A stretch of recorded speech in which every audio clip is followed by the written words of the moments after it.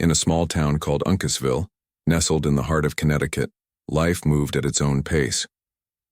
People here were proud of their local basketball team, the Connecticut Sun. For years, this Women's National Basketball Association, WNBA franchise, had been like a second family to the community. Fans filled the stands at Mohegan Sun Arena, cheering on players who gave everything they had on the court. It wasn't just about winning games. It was about connection, pride, and showing the world that women's sports could shine just as brightly as men's. The Sun weren't strangers to challenges. They'd faced tough seasons before but always found ways to bounce back. This year felt no different, at least at first glance. The coaching staff, led by a sharp-minded woman known for her calm under pressure, worked tirelessly to build chemistry among the players. Practices ran smoothly, drills were executed with precision, and the locker room buzzed with laughter and camaraderie. Everything seemed normal. Too normal, maybe. But then something happened far away from the court, a ripple that would soon turn into a tidal wave crashing down on the Connecticut Sun. ESPN, the giant sports network everyone trusted, aired a documentary titled Breaking Barriers: The Truth About Women's Basketball. At first, fans tuned in expecting feel-good stories about rising stars and the future of the game. And there was plenty of that, especially when it came to a rookie sensation making waves across the country. Her name? Caitlin Clark. She'd come straight out of college ball, lighting up scoreboards and breaking records left and right. Her arrival in the WNBA brought fresh energy to the league, drawing new fans and reigniting old ones. However, one segment of the documentary didn't focus on flashy dunks or buzzer-beating shots.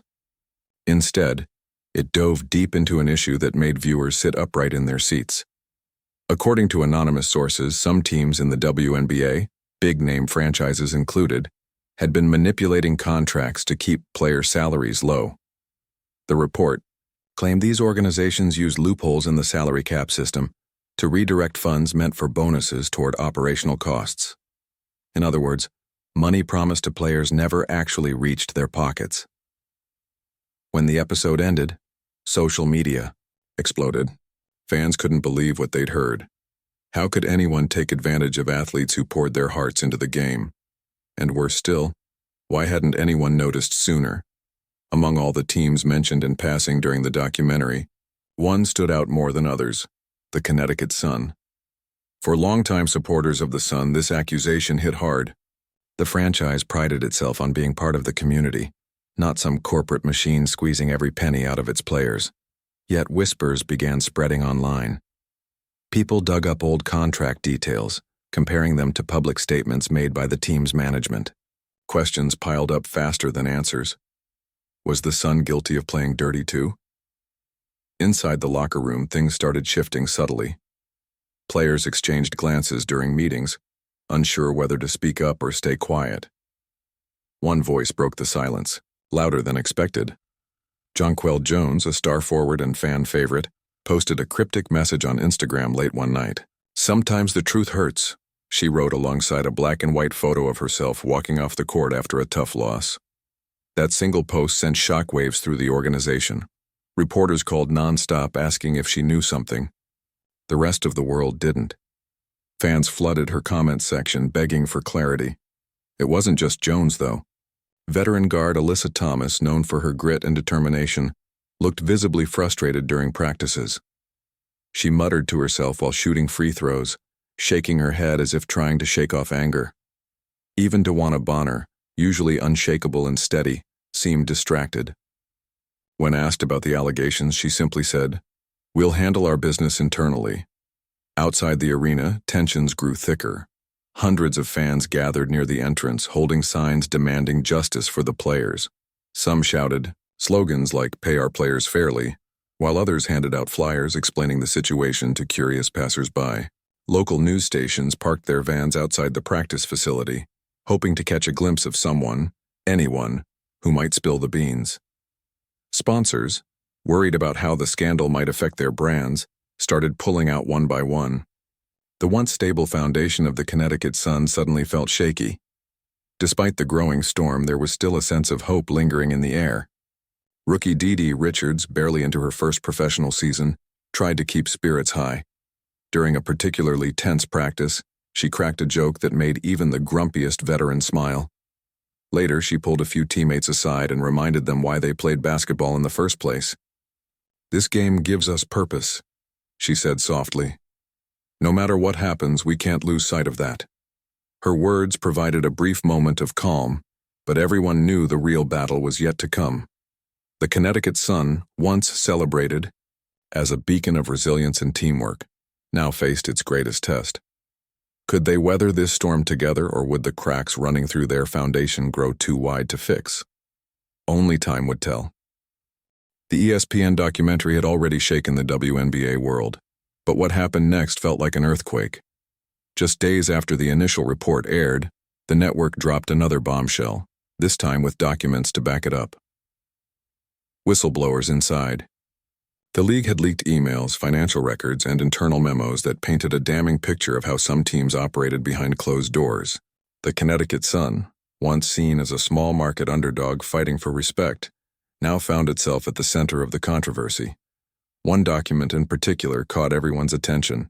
It showed how funds earmarked for player bonuses, a reward for hard work and performance, had been quietly redirected to cover operational costs instead. According to the report, this wasn't just a one-time mistake. It was part of a pattern stretching back years. Worse still, there were whispers of collusion between the Sun and two other franchises to keep salaries artificially low during free agency negotiations. This meant that players who deserved better offers weren't getting them because of secret agreements designed to save money. When the news broke, it spread like wildfire. Fans couldn't believe what they were reading. Social media lit up with hashtags like "Tenor Justice for the Players" and "Dart Expose the Truth." People debated late into the night, sharing screenshots of the leaked documents and analyzing every detail. For many, this wasn't just about basketball anymore. It was about fairness, integrity, and standing up for those who didn't have a voice loud enough to fight back. Inside the Connecticut Sun organization, chaos reigned. Veteran guard Alyssa Thomas called an emergency team meeting. Normally soft-spoken, she stood up in front of her teammates with tears streaming down her face. "I can't do this anymore," she said, her voice trembling. "We give everything we've got out there on the court, and for what? So someone upstairs can line their pockets while we struggle?" Her words struck a nerve. Players nodded in agreement, some wiping away tears of their own. Star forward Jonquel Jones spoke next, her tone firm but controlled. "We owe it to ourselves and to every girl dreaming of playing pro ball to demand answers. If we don't speak up now, when will we?" The conversation turned heated quickly. Some players accused management of betrayal, while others worried about the consequences of speaking out. Would they lose sponsorships, get labeled troublemakers, or worse, find themselves traded to less supportive teams? Rookie Dee Richards tried to mediate, reminding everyone that unity was key. "If we turn on each other, we're playing right into their hands," she said calmly. "Let's focus on what matters, finding a solution." Meanwhile, outside the locker room, fans continued to rally. Hundreds gathered near Mohegan Sun Arena, holding signs that read, "Pay our players fairly," and "Equal work, equal pay." Local activists joined the protests, using megaphones to amplify the message. One woman held up a poster featuring photos of the entire roster with the caption, "These women deserve better." Reporters swarmed the scene, desperate for any scrap of information. They camped outside the practice facility, chasing down anyone who walked through the doors. Rumors flew fast and furious, some true, some wildly exaggerated. A local radio host claimed he'd heard the owner might step down. Another reporter tweeted that several players were considering sitting out games in protest. No one knew what to believe anymore. Eventually, the team's owner decided it was time to address the growing storm head-on. He held a press conference in the arena's main hall, flanked by members of the coaching staff and front office. Cameras flashed as he stepped up to the podium, his expression grim. "First, let me say how deeply sorry I am for the pain this has caused," he began, his voice steady but tinged with regret. "Every decision made within this organization was intended to ensure long-term success. not to harm our players or undermine their contributions. He went on to explain that budget constraints had forced difficult choices, but admitted mistakes had been made along the way. To make amends, he promised transparency moving forward and pledged to review all financial practices. Our players are the heart and soul of this franchise, he said. Without them, none of us would be here today. But his apology fell flat. Fans booed from the back of the room, shouting questions he refused to answer. Reporters pressed him on specifics, asking for proof that real change would happen. When asked directly about the allegations of collusion, he dodged the question entirely, saying only that an independent investigation would look into the matter. Back in the locker room, reactions to the press conference were mixed. Some players appreciated the acknowledgement of wrongdoing, even if it came too late. Others dismissed it as empty words meant to placate the public without addressing the root problem. Rookie Dai Richards summed it up best. An apology doesn't fix years of being treated unfairly. We need action, not promises. As the days passed, tensions escalated. Practice sessions became battlegrounds where frustration boiled over. Coaches reported arguments breaking out between veterans and younger players who felt betrayed by the lack of transparency. Even the most level-headed teammates snapped under the pressure. During one particularly intense drill, Dewana Bonner threw her jersey to the floor in anger, yelling, "This isn't basketball anymore, it's politics." Seeing her team unravel before her eyes, head coach Stephanie White knew drastic measures were needed. She canceled practice one afternoon and gathered the entire roster in a quiet corner of the arena. Sitting in a circle on the hardwood floor, she encouraged each player to share their feelings openly. What started as hesitant murmurs turned into raw emotional conversations. One by one, they spoke about their struggles, both on and off the court. A veteran recalled feeling undervalued despite years of loyalty. A rookie admitted she feared retaliation if she spoke up.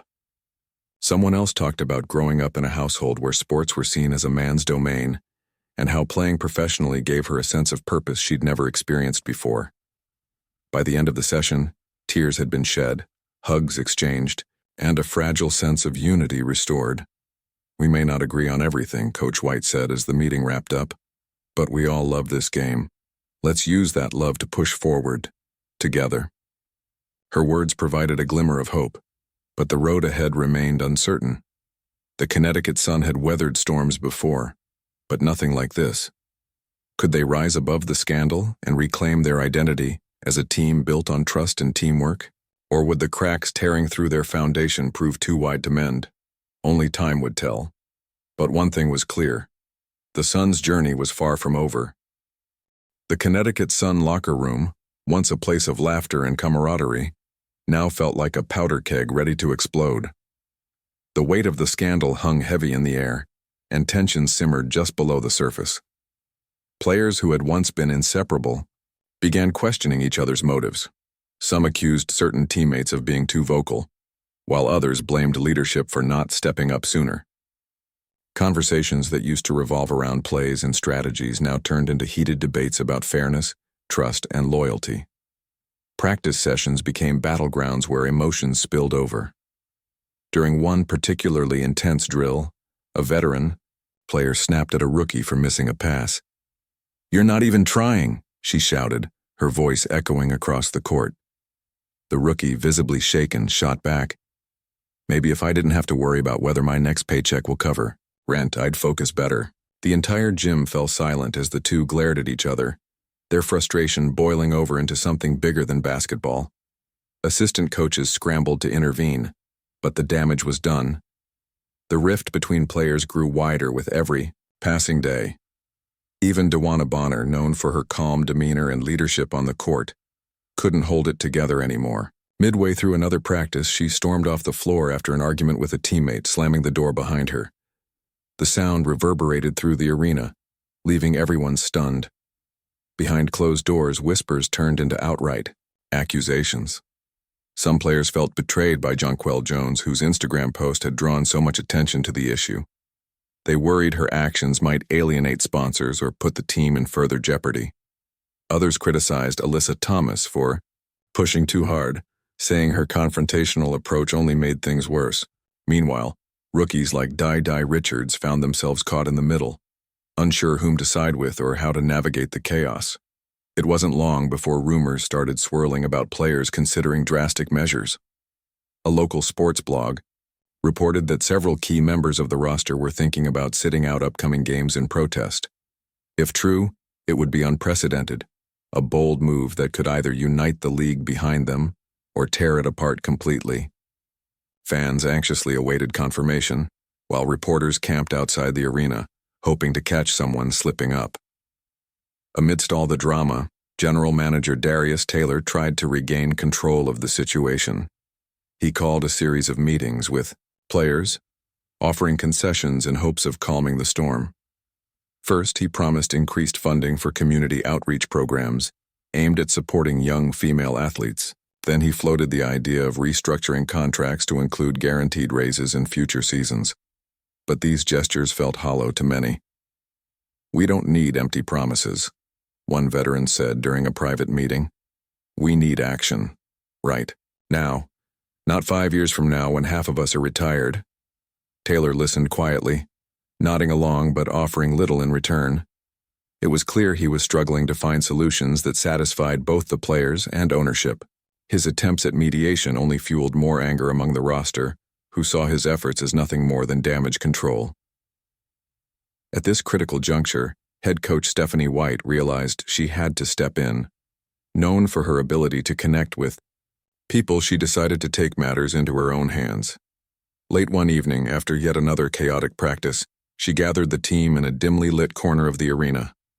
There were no cameras, no microphones, just 20 women sitting cross-legged on the hardwood floor staring at each other in silence. "Let's talk," White said softly, breaking the tension. No interruptions, no judgment, just honesty. What followed was one of the most raw and emotional conversations the team had ever experienced. One by one, players opened up about their fears, frustrations, and dreams. A veteran shared how she'd sacrificed time with her family to chase her passion for basketball, only to feel undervalued and underpaid. A rookie admitted she'd been living paycheck to paycheck since joining the league, terrified of asking for help because she didn't want to seem weak. Another player talked about growing up in a neighborhood where girls were told they couldn't succeed in sports, and how playing professionally gave her hope for a brighter future. As the stories poured out, tears flowed freely. For the first time in weeks, the players weren't divided by anger or mistrust. Instead, they were united by shared experiences and a common goal: to create change, not just for themselves, but for every woman who dreamed of playing pro ball. When the circle finally broke, Coach White stood up and addressed the group. "I won't pretend to have all the answers," she said, her voice steady but filled with emotion. "But I do know this. We're stronger together. This isn't just about basketball. It's about standing up for what's right. And if we stick together, we can overcome anything." Her words struck a chord. While the scars of the past few weeks wouldn't heal overnight, a sense of unity began to emerge. Players hugged each other, promising to support one another no matter what happened next. Rookie Di Richards reminded everyone why they played the game in the first place. "We're here because we love basketball," she said. "Let's honor that love by fighting for something bigger than ourselves." The next morning, fans noticed a shift. As players walked onto the court for practice, there was a renewed energy in their steps. Conversations that had once been tense were now laced with laughter and encouragement. Even Dewana Bonner seemed lighter, cracking jokes during drills and high-fiving her teammates. Still, challenges loomed ahead. The ESPN revelations continued to dominate headlines, and the pressure from sponsors and the public showed no signs of easing. But for the first time in weeks, the Connecticut Sun felt like a team again, a fractured but determined group ready to face whatever came their way. Could they turn this turmoil into triumph? Could they channel their pain into purpose and prove that adversity could make them stronger? Only time would tell. But as they stepped onto the court for their next game, one thing was certain. The Connecticut Sun were no longer just playing for wins. They were playing for justice, equality, and the future of women's sports. Just when it seemed like the Connecticut Sun couldn't take another blow, ESPN dropped yet another bombshell. This time, the network released a trove of leaked emails that exposed collusion between the Sun and two other franchises. These emails revealed secret agreements to artificially deflate free agent offers for key players, ensuring they wouldn't leave for better-paying teams.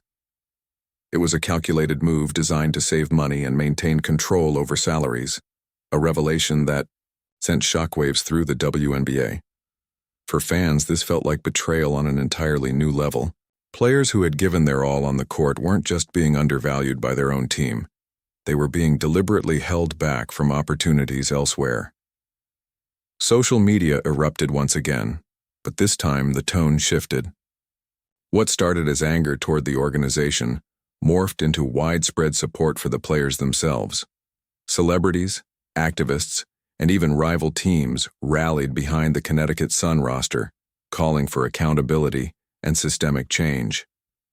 Hashtags like #DiankerStandWith the Sun trended globally, drawing attention to long-standing issues plaguing women's sports. Players across the league began speaking out. Veterans who had spent years quietly enduring unfair treatment now found their voices amplified by the growing movement. One player from another team tweeted, "This isn't just about the Sun, it's about every woman in this league who has been told her worth is less than a man's." Another posted a video of herself tearing up while reading one of the leaked emails aloud. Fans responded with overwhelming solidarity, flooding comment sections with messages of encouragement, and in Connecticut the tide turned dramatically. Once seen as villains in the scandal, the players were now viewed as heroes standing up against injustice. Hundreds of supporters gathered outside Mohegan Sun Arena, holding signs that read, "Equal pay, equal play," and "Honor our heroes." Local businesses donated food and supplies to keep the protests going, while community leaders joined the fight, organizing rallies and fundraisers to support the athletes. Even some sponsors who had initially pulled out reversed course, pledging renewed commitment to the franchise. Owner Morgan Tuck finally relented under the mounting pressure. In a dramatic press conference, he stood before reporters and issued a public apology, not just for the financial mismanagement but for failing to protect his players. His voice cracked as he admitted, "I let you down. I let these incredible women down. And for that, I am truly sorry." But Tuck didn't stop there. He announced sweeping changes aimed at rebuilding trust. First, he pledged to restructure the entire front office, bringing in independent auditors to ensure transparency moving forward. Second, he unveiled plans to establish a fund dedicated to supporting female athletes beyond retirement, a groundbreaking initiative that would provide resources for education, healthcare, and career development after their playing days ended. Finally, he promised to personally meet with each player, to listen to their concerns and work toward meaningful solutions. While some skeptics questioned whether these moves were genuine or simply damage control, others saw them as a step in the right direction. For the first time in weeks, there was a glimmer of hope. Players cautiously welcomed the changes, though many remained wary. Rookie D.D. Richards summed it up best during a post-practice interview. "Words are nice, but actions matter more. We'll see if this leads to real change." As the dust began to settle, the Connecticut Sun faced a crucial question. Could they channel this adversity into fuel for success on the court? With the season fast approaching, the team knew they had to focus not only on healing but also on proving themselves as competitors. Coach Stephanie White called a meeting to address the elephant in the room. "Look around," she said, gesturing to the circle of players seated before her. "We've been through hell together, but here we are, still standing. That says something about who we are.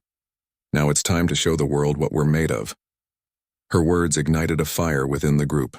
Practices became intense, almost therapeutic sessions where players poured their frustrations into drills and scrimmages. Every rebound, every pass, every shot carried extra weight. It wasn't just about winning games anymore, it was about reclaiming their dignity. Alyssa Thomas led by example, diving for loose balls and setting screens with unmatched intensity. Jonquel Jones dominated the paint, scoring at will while reminding everyone why she was considered one of the best in the league. Even rookies stepped up, eager to prove they belonged on this stage. The bond between teammates grew stronger with each passing day. Off the court, they shared meals, watched movies, and laughed until their sides hurt. On the court, they moved as one unit, anticipating each other's moves and covering for mistakes without hesitation. It was clear that the turmoil had forged a deeper connection among them, a sense of unity born out of shared struggle. Opening night arrived, and the atmosphere inside Mohegan Sun Arena was electric. Thousands of fans packed the stands, chanting slogans and waving homemade signs. The energy was palpable, a mix of excitement and defiance. When the starting lineup was announced, the crowd erupted into cheers so loud it felt like the building might shake. Players jogged onto the court with purpose, their heads held high. They weren't just representing themselves, they were carrying the hopes of an entire movement. From the opening tip-off, the Connecticut Sun played with a passion that left no doubt about their determination. Every defensive stop was met with roars of approval, every basket celebrated like a small victory. When the final buzzer sounded, the scoreboard showed a win for the Sun, a symbolic triumph that reignited hope, not just for the team, but for the entire league. As players embraced on the court, tears streaming down their faces, fans chanted, "We believe in you." That victory marked the beginning of something special.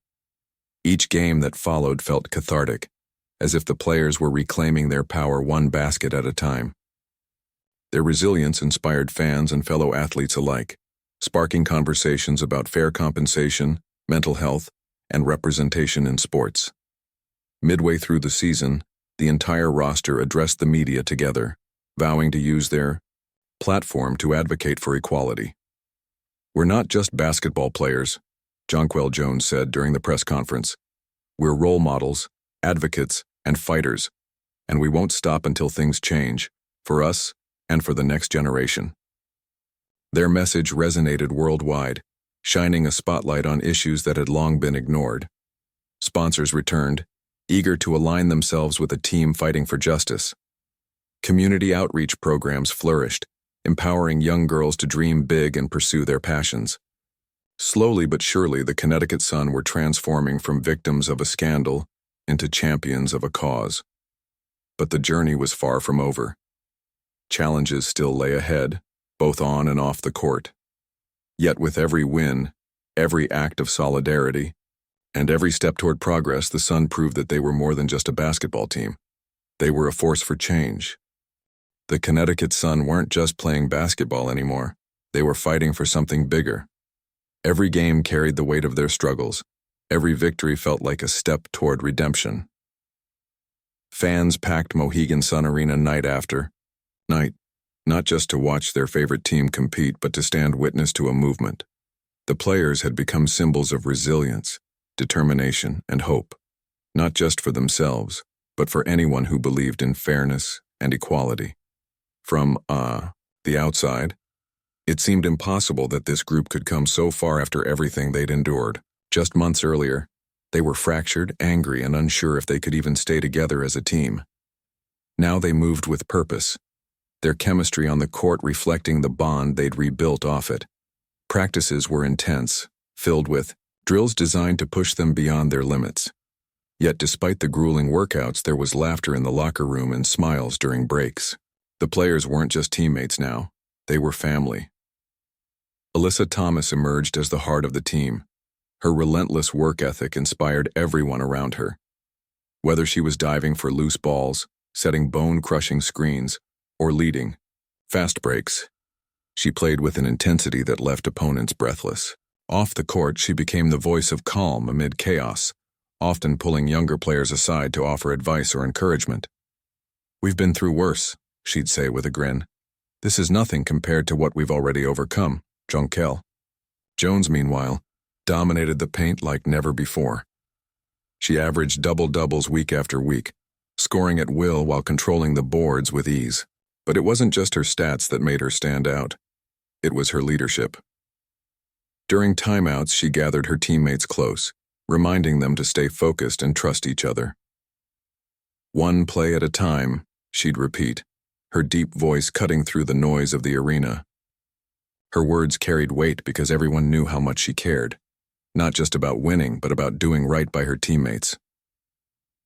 Rookie Didi Richards blossomed into a star under the pressure. At first, she struggled to find her footing, overwhelmed by the expectations placed on her young shoulders. But as the season progressed, she found her rhythm, contributing key plays when it mattered most. Her speed and agility made her a defensive nightmare, and her ability to read the game improved with every outing. More importantly, she brought energy to the court, cheering on her teammates and celebrating every small win like it was the championship. By midseason, fans chanted her name alongside the veterans, recognizing her as an integral part of the team's success. Coach Stephanie White's tactical brilliance shone brighter than ever. Known for her ability to adapt, she devised strategies tailored to exploit opponents' weaknesses while maximizing her own players' strengths. Before each game, she delivered motivational speeches that resonated deeply with the roster. "You're not just playing for yourselves," she told them one evening. "You're playing for every girl who's ever been told she can't do something because of her gender. You're showing the world what women are capable of." Her words stuck with the players, fueling their performances on the court. They fed off the energy of the crowd, channeling it into every possession.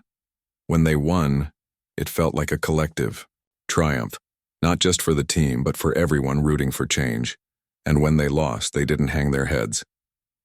Instead, they regrouped, learning from their mistakes and vowing to come back stronger.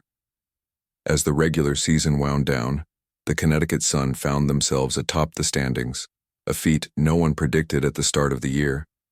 Analysts marveled at their turnaround, pointing to their unity and grit as factors that set them apart. Yet for the players, individual accolades meant little compared to the larger mission they were pursuing. Rookie Didi Richards captured this sentiment perfectly during a post-game interview. "It's not about awards or records," she said. "It's about proving that we deserve respect on and off the court." The playoffs brought even higher stakes, and the Sun rose to the occasion. Each series tested their resolve, pushing them to dig deeper than they thought possible. In the semifinals, they faced a formidable opponent known for its physical defense and clutch shooting. The series went to 5 games, with both teams trading blows in nail-biting finishes. Game 5, held at Mohegan Sun Arena, turned into an instant classic. With seconds left on the clock and the score tied, Jonquel Jones sank a fadeaway jumper to secure the win. As the buzzer sounded, the entire arena erupted, fans storming the court to celebrate with their heroes. But the real test awaited them in the championship series against the Las Vegas Aces, a powerhouse team loaded with talent and experience. The Aces had dominated the league all season, boasting a lineup of all-stars and a coach renowned for his strategic genius. Many analysts wrote off the Sun, predicting an easy sweep for the heavily favored Aces. Yet, the Sun refused to back down. Game 1 set the tone for the series. Playing in front of a raucous home crowd, the Sun shocked the Aces with their tenacity and precision. Alyssa Thomas led the charge, scoring 28 points and grabbing 15 rebounds in a performance that left commentators speechless. Afterward, she shrugged off praise, saying simply, "We came here to win, not to make headlines." The victory gave the Sun momentum heading into Game 2, which they also won in thrilling fashion thanks to a last-second block by DeWanna Bonner. When the series shifted to Las Vegas, the Aces fought back fiercely, taking Games 3 and 4 to force a decisive Game 5. The tension was palpable as the teams took the court for the final showdown.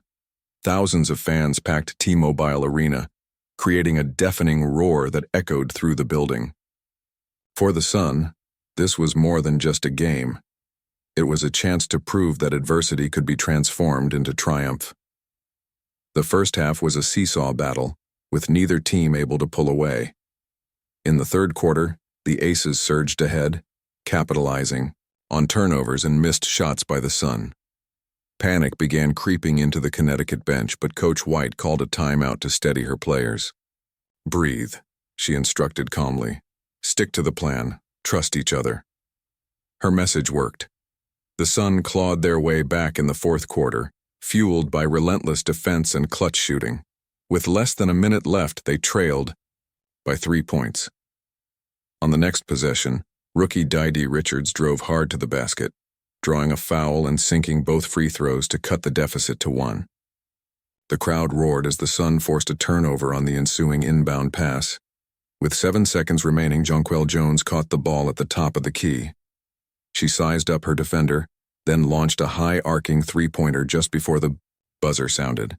The shot hung in the air for what felt like an eternity before swishing through the net. Bedlam ensued as the Sun erupted in celebration, mobbing Jones near midcourt. It was a moment that would live forever in WNBA history. A testament to perseverance, teamwork, and belief. Afterward, during the trophy presentation, Coach White summed it all up perfectly. "This isn't just about basketball," she said, addressing the cheering crowd. "It's about standing up for what's right and proving that we're stronger together." For the Connecticut Sun, the journey from scandal to glory had come full circle. They weren't just champions. They were trailblazers paving the way for future generations. Their story served as a reminder that even in the darkest times, unity and determination could light the path forward. The final buzzer sounded, and for a moment everything went silent. Then chaos erupted. Players hugged each other tightly, tears streaming down their faces as they realized what they had accomplished. Fans screamed at the top of their lungs, waving signs and chanting, "We did it," over and over again. Confetti rained down from the rafters, turning the court into a sea of color and celebration. The Connecticut Sun were champions, not just of the WNBA, but of something much bigger.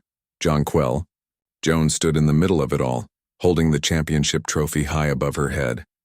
Her teammates surrounded her, jumping up and down with joy. For so long she had carried the weight of leadership on her shoulders, pushing herself and her team to be better every day.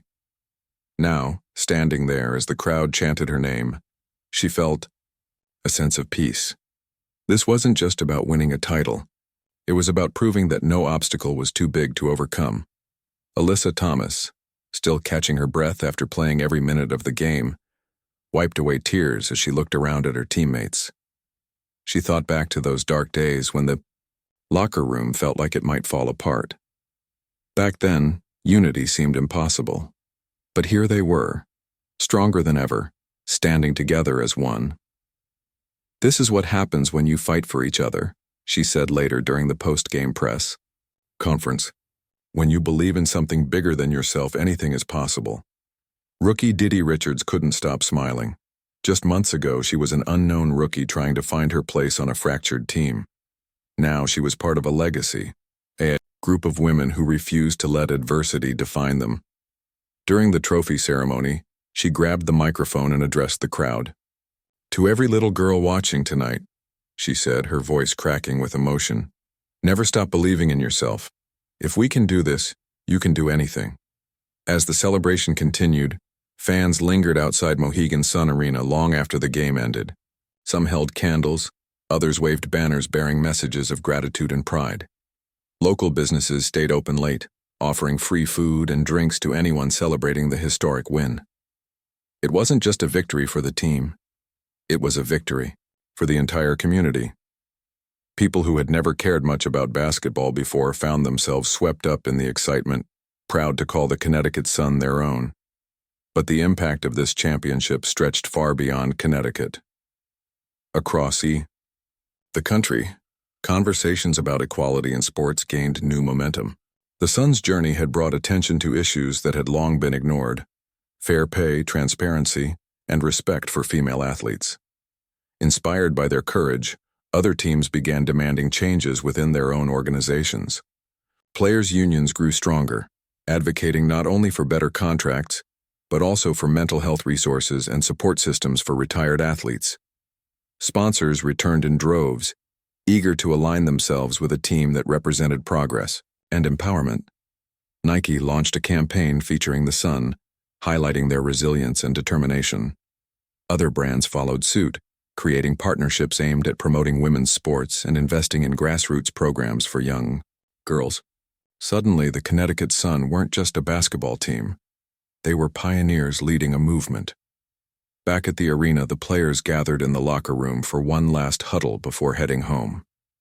Coach Stephanie White walked in, carrying a bottle of sparkling cider for everyone to share. I want you all to remember this moment, she said, raising her glass. Not because we won a championship, but because we showed the world what it means to rise above. We didn't just play basketball, we changed lives. Her words resonated deeply with the group. They knew this season would go down in history, not just for the games they won, but for the barriers they broke along the way. Each player took turns sharing what the journey meant to them. One veteran talked about how proud she was to leave the league knowing it was in good hands.